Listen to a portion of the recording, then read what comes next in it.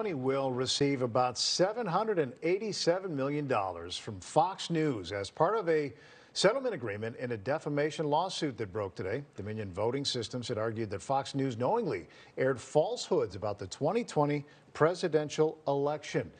And for the sake of ratings, it did that. And Fox said it simply reported on Trump's challenges and let viewers hear from his lawyers and supporters.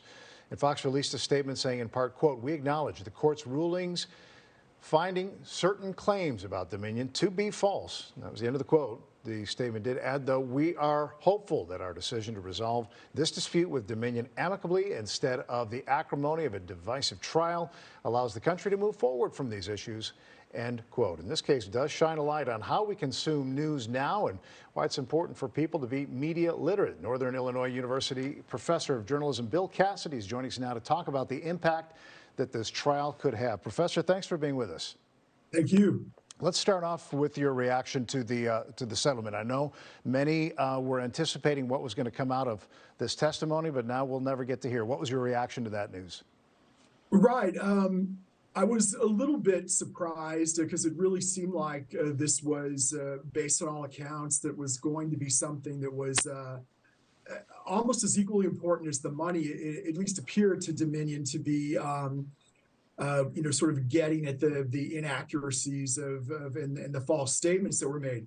So it was somewhat of a surprise, but I was thinking something was going on earlier this afternoon when all the delays in the courtroom. Right. That kind of brought it right to the last minute, didn't they? And Dominion's attorney, after all of this, called this a ringing endorsement for truth and accountability. How would you characterize what happened today? I think that's not too far off the mark necessarily, because I think you have to wonder if Fox felt it was preferable to pay $787 million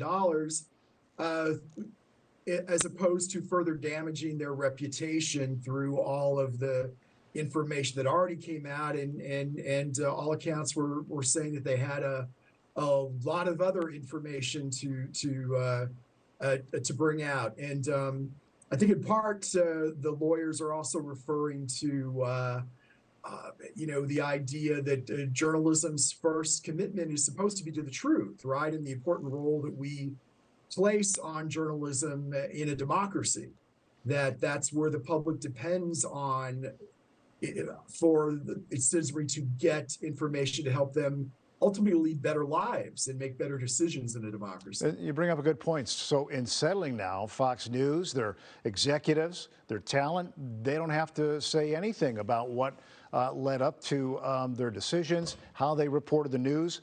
Do you wish this would have gone to trial and we would have heard some of that? And as you look at this, what does this say about the way this country now consumes news? Well, I think with regard to how we consume news, this seems kind of counterintuitive, right? The fact that we have many more options for getting news and information than we had, say, certainly when I was growing up. The fact of the matter is that we tend to only listen to and pay attention to things that kind of confirm our viewpoints. The term, right, an echo chamber. And so in many ways we are limiting our access to information. In one way, I think, to maybe kind of look at this concretely is that all of the things that were coming out with regard to Fox and things that were being said behind the scenes about these sources, their ratings haven't suffered at all. Now it remains to be seen whether or not they will, as time goes on and maybe more details come out. But their ratings have not been affected by this. Professor, just a few seconds left here. What do you see in the evolution of this? Is this going to be the way it plays out for American journalism going forward, or do you see some sort of swing of the pendulum where it's back to more moderate news consumption? Well, I think ultimately what I hope is, one of the things that, and I've talked to my students a lot about this, that the way journalism works here in the U.S. is that there's this inherent tension between journalism is a business, right? You're dependent on viewers, subscribers, clicks to stay in business. But yet, on the other hand, the founders of our country acknowledge the important role of journalism, and what good journalism organizations have to do is deal with those inherent tensions, right? How do you stay in business while at the same time providing folks with the truth, performing a public service? Well, Professor, I wish we could keep you on it and keep discussing this. We appreciate your thoughts and glad we could have you on the show tonight. Thanks so much.